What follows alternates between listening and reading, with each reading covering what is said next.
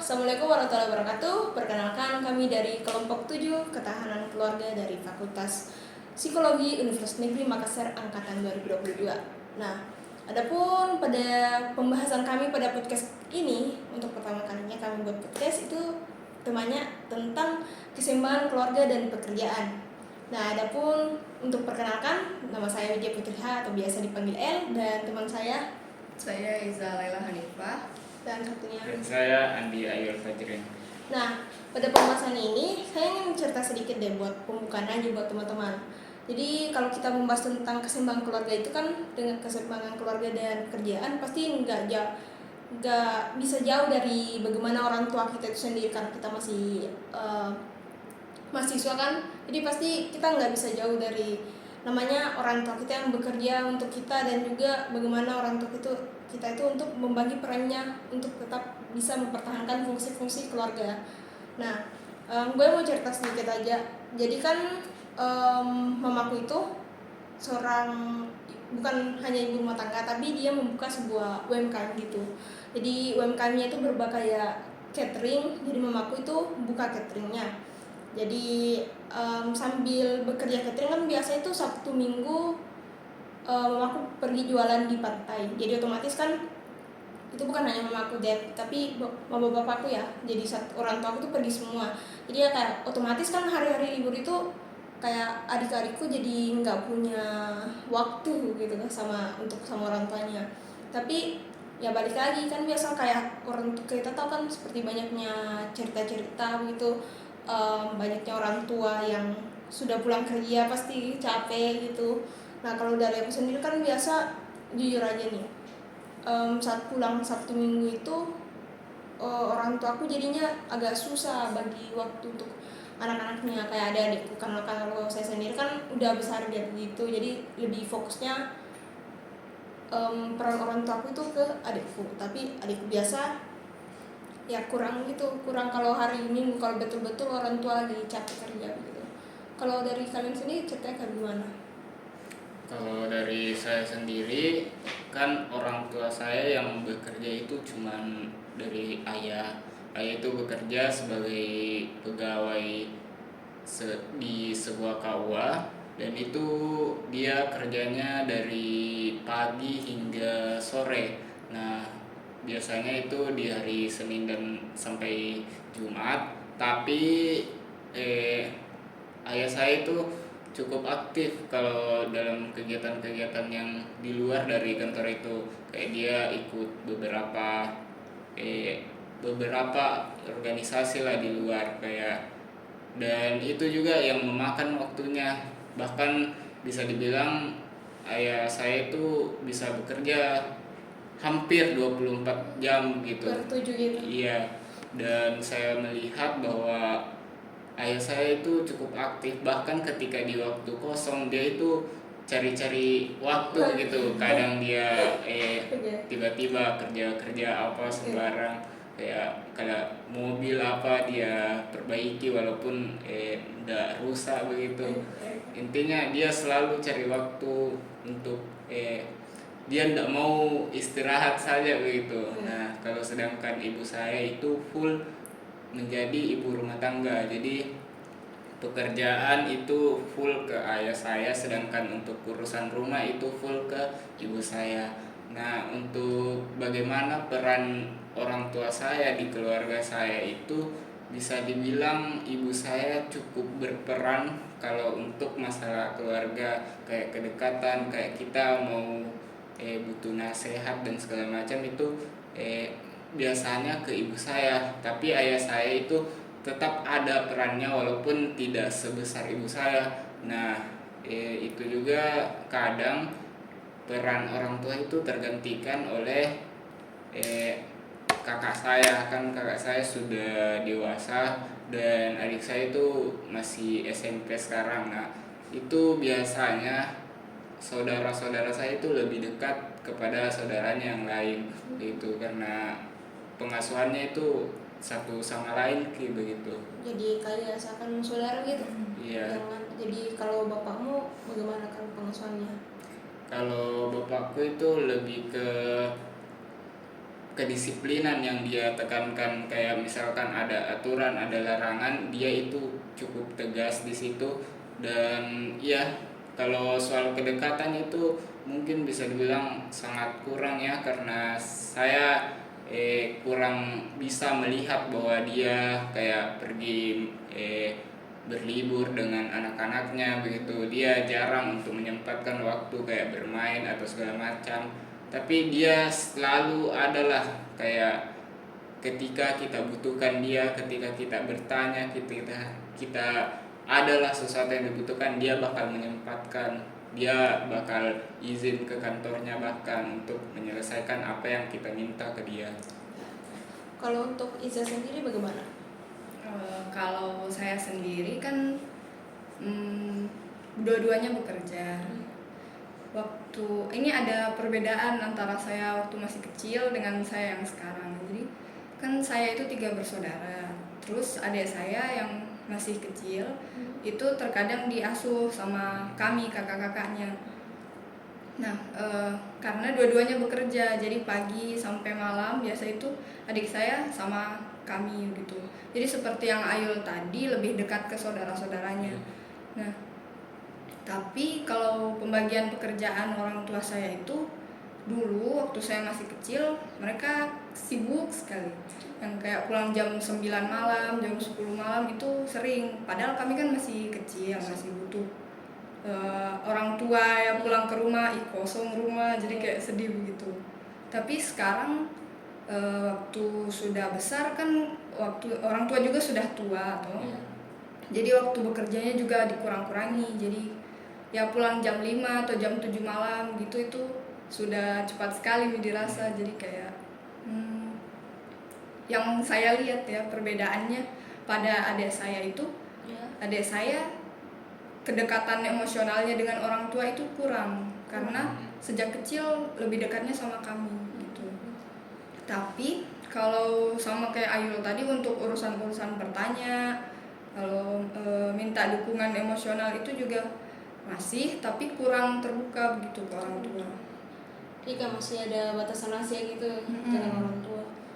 Oh ya, kalau gue tahu biasanya kantor orang tua kalian itu kayak berikan waktu begitu untuk kalau masing-masing pegawainya begitu untuk untuk meluangkan waktu dengan keluarga itu bagaimana?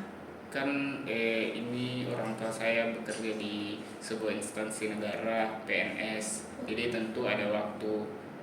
Untuk cuti itu dikasih waktu sekitar 3 jatah per bulan kalau tidak salah, baru pasti di setiap Sabtu Minggu itu sudah menjadi waktu libur. Dan jam kerja juga kan tidak sampai malam, tidak sampai lembur, jadi jam 7 sampai jam 5 itu sudah selesai, sudah tidak ada lagi hal-hal yang di luar dari itu. Dan itu juga yang saya katakan, kayak libur nasional dan lain-lain gitu. Itu yang bisa jadi orang tua masih sempat luangkan waktu itu. Kalau untuk kita sendiri apakah ada begitu dari kantornya? Kalau dari kantor ya, itu ada juga cuti 12 hari 1 tahun. Terus hari Sabtu Minggu juga sama kayak Ayul masih ada libur, tapi khusus bapak saya hari Sabtu dan Minggu itu terkadang masih harus ke kantor gitu. Karena adalah urusan, dan hari-hari nasional yang kayak Ayul katakan tadi kan biasanya libur. Nah, itu kantor mewajibkan karyawannya untuk upacara gitu. Kalau misal biar hari nasional gitu ya, tetap masuk upacara. Kini dari cerita-cerita kalian kayaknya ada hampir sama kasusnya fenomena fatherless di Indonesia gitu, yang sempat kita bahas pada pertemuan kemarin itu. Ternyata memang betul ya, kalau masih banyak sekali perusahaan di Indonesia itu kayak kurang menerapkan work life balance untuk karyawannya. Padahal itu kan termasuk intervensi. Nah, kalau kalian mau highlight sedikit, kira-kira perusahaan-perusahaan begitu atau bagaimanakah yang di luar sana yang menurut kalian itu bisa diterapkan di perusahaan-perusahaan yang kalian harapkan untuk orang tua kalian agar bisa menyumbangkan perannya sebagai orang tua, dan karyawan tempat kerjanya gitu. Kalau dari saya untuk hal seperti itu, saya menilai kalau perusahaan atau instansi negara itu sudah cukup mewadahi begitu untuk karena sudah banyak Sabtu Minggu itu libur dan jam kerja juga sampai sore, tidak sampai lembur, dan saya rasa itu cukup mewadahi. Nah, apa yang saya berpikir, saya menilai kalau seorang ayah itu kayak sudah tugasnya loh untuk hal seperti itu. Dia mungkin jarang di rumah, tetapi ketika dia ada di rumah ya mungkin perannya bakal lebih kecil begitu. Mungkin itu jadi pertanyaan juga bagi saya. Menurut kalian itu bagaimana sih idealnya sebuah keluarga? Apakah mereka itu harus dua bekerja atau hanya ayah atau hanya ibu begitu? Kalau saya sendiri gimana? Kalau sedikit menjawab pertanyaannya Ayul tadi yang idealnya itu bagaimana, kalau menurut saya mungkin ya harapan kita dalam ketahanan keluarga itu membalikkan peran ayah di rumah, memberikan peran ayah, menetapkan peran ayah di rumah dengan mengembalikan keberadaan ibu di rumah. Jadi mungkin sebaiknya kalau tidak dipaksa oleh keadaan, ibu tidak usah bekerja dan mengayomi anak-anak. Soalnya kasihan kalau ayahnya saja sudah pergi bekerja, ibunya pergi bekerja, siapa yang mau membina anaknya di rumah? Kan ini rumah tangga. Iya.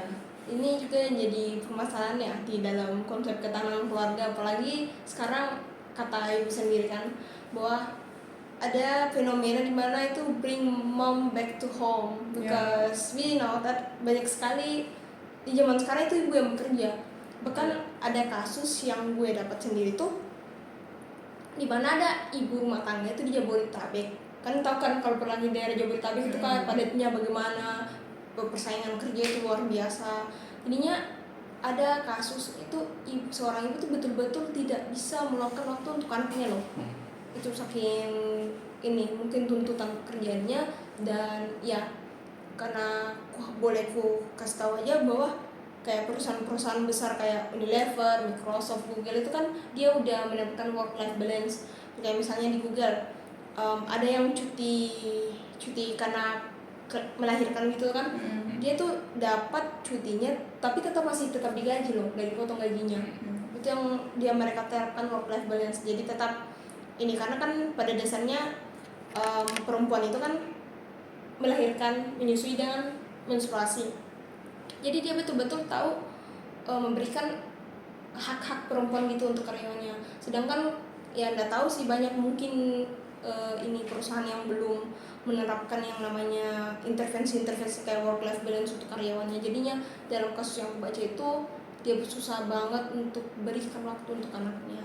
Ya mungkin betul kayak yang dibilang Iza tadi bahwa masih banyak ya kayak kita harus bukan hanya sekedar mungkin peran ayah yang kebanyakan orang tahu itu kan kayak misal ayah itu harus bekerja, ibu itu harus di rumah. Tapi gini, kalau kita balik ke fungsi ketahanan keluarga, ada yang dibilang fungsi emosional. Nah kan kita sempat pelajari fungsi emosional itu kan bukan hanya ibu yang memberikan, bukan hanya ibu, dan fungsi perlindungan itu bukan hanya ayah juga yang memberikan, tapi dari keduanya. Kalau kita kembali ke teorinya Bowlby yang attachment itu kan sebenarnya seperti pernah dikasih tahu oleh ibu, waktu kita kanak-kanak sebelum kita masuk fase remaja itu banyaknya attachment itu dari kedua orang tua kita, bukan hanya ibu. Tapi memang di teorinya Bowlby itu yang tadi Iza bilang kalau banyak sekali ibu yang sekarang yang bekerja sampai lupa bahkan sudah ayahnya pergi bekerja, ibunya juga tidak ada kan. Jadi kasihan, apalagi ini anak, attachmentnya itu harus betul-betul dibangun dari awal dia lahir. Itu kelekatannya atau attachmentnya itu sudah dibangun oleh ibunya loh. Tapi ya fenomenanya kembali lagi karena udah banyak sekali yang kita tahu ibu yang bekerja, jadinya ya itu kan Mbak, fungsi emosional dan fungsi perlindungan anak itu berkurang dalam ketahanan keluarga itu sendiri. Nah, kalau menurut kalian itu bagaimana sih intervensi yang harus dilakukan oleh baik itu dari sisi orang tua kah atau dari tempat kerjanya sendiri? Kalau saya mungkin untuk tempat kerja ya sudah memfasilitasi kan, tapi kalau memang saya lebih memperhatikan, lebih fokus kepada wanita yang bekerja di sebuah perusahaan. Nah, pasti apa namanya, mereka butuh lah kayak yang seperti dijelaskan tadi, kalau mereka pasti butuh merawat anak, melahirkan dan segala macam. Nah, di situ perannya perusahaan mungkin bisa menghadirkan kayak daycare.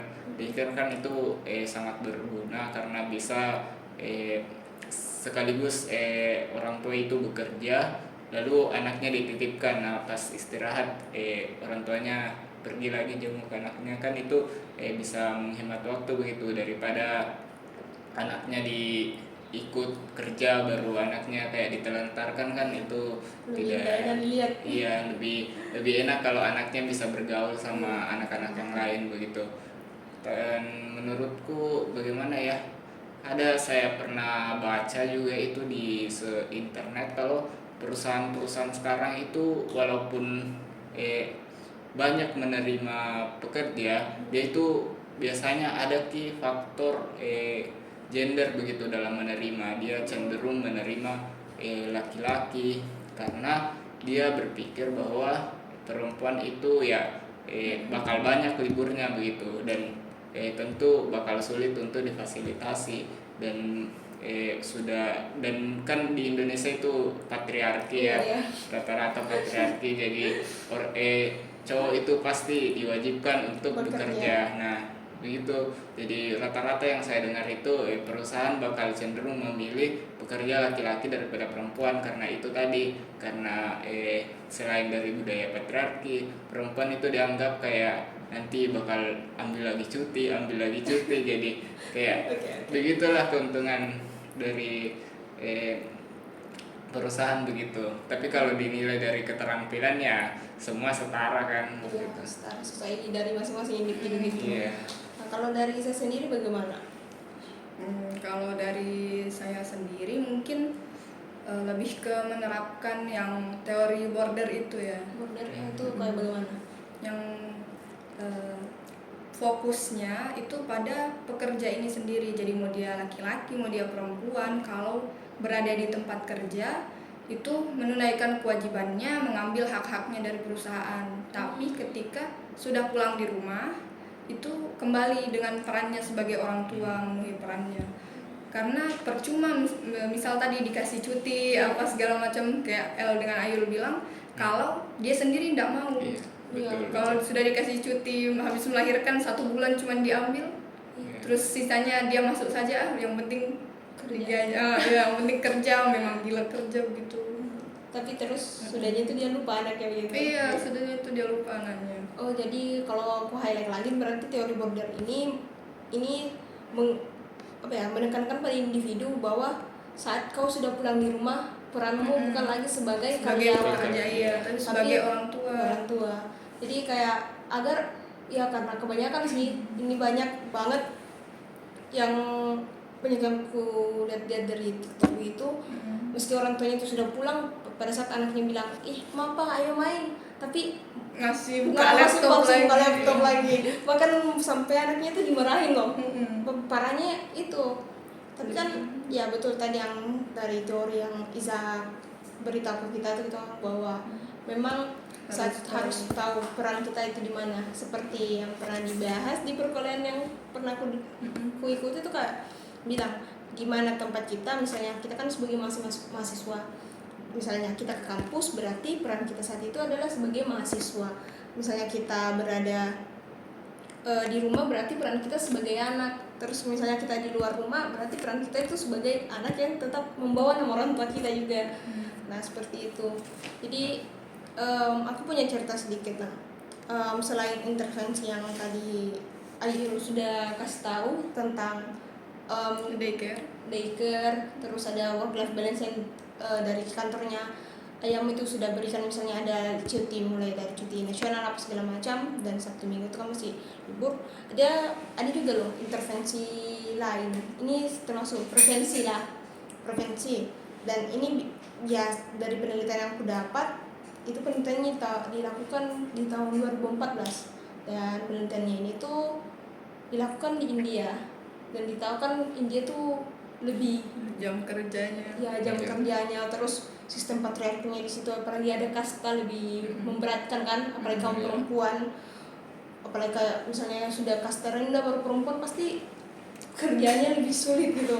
Nah jadi ada sebuah prevensi yang bisa dilakukan, langkah preventif gitu, yaitu dukungan emosional bagi yang bekerja. Nah misalnya ya tahu kan dalam kondisi saat ini kan kayak tadi yang cerita bahwa mamaku itu kan pemilik UMKM catering gitu.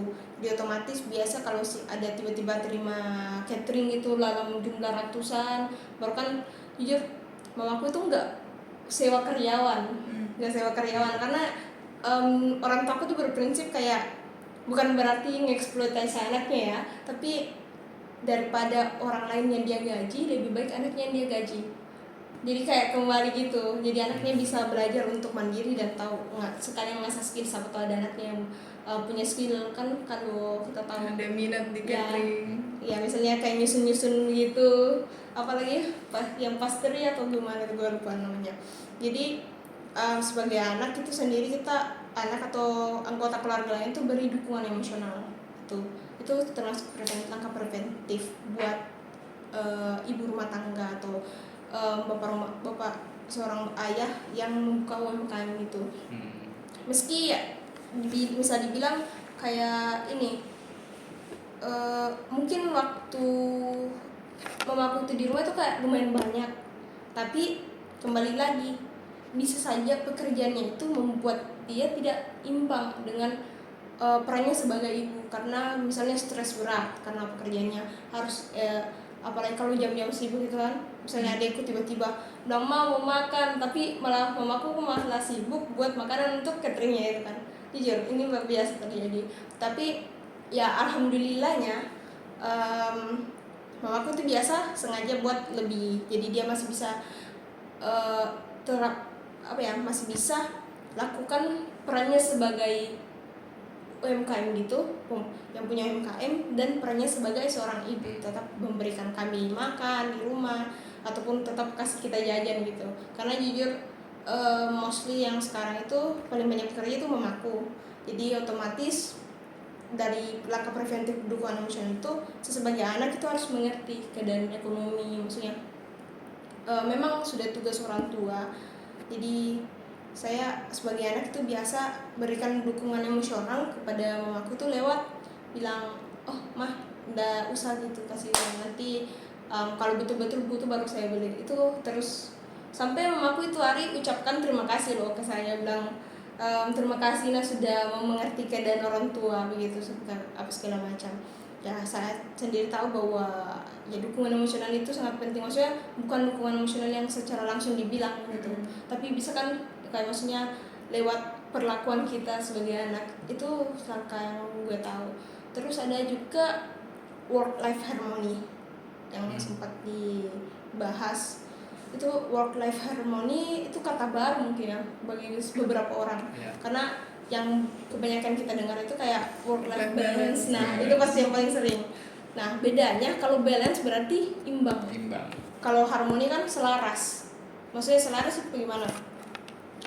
Misal kamu ingin jadi manajer, atau misalnya kau ingin berusaha capai cita-citamu di pekerjaanmu, tapi di satu sisi kamu punya tujuan jadi orang tua yang baik gitu. Nah bagaimana kau bisa menselaraskannya? Pasti bakal susah gitu kan. Nah dimana work life harmony ini dia tuh menselaraskan tujuan karir tadi dengan kehidupan pribadi sekalian juga untuk membangun hubungan sosial dari individunya itu. Nah tapi dari yang aku dapat itu sendiri, work life harmony itu bisa diterapkan kayak untuk para pekerja freelance atau work from home, WFA gitu, work from anywhere. Jadi dia bisa tetap tujuankan gitu. Tapi aku sendiri masih belum tahu kayak contoh-contoh dari work from anywhere gitu. Apakah ada yang bisa beri tahu gitu? Saya sedikit Kan saya suka nonton beberapa film, TV series biasanya. Ada pernah saya dapat TV series begitu. Nah, ketika ini kan dua orang bekerja, orang tuanya dua orang bekerja. Nah, ketika mereka itu kan ini ceritanya istri sedang hamil. Nah, saat istri sedang hamil itu dia langsung resign dari kerjaannya. Jadi ayahnya duluan yang bekerja. Nah, selagi dia menjadi wanita hamil kan, dia selain menjadi ibu rumah tangga yang mengurus rumah, biasanya dia sempatkan menjadi freelance kayak buka jasa-jasa tulis atau apa segala macam sampai anaknya dewasa di umur 5 tahun atau berapa gitu, sampai sekolah intinya. Kan di luar negeri itu ada full day school.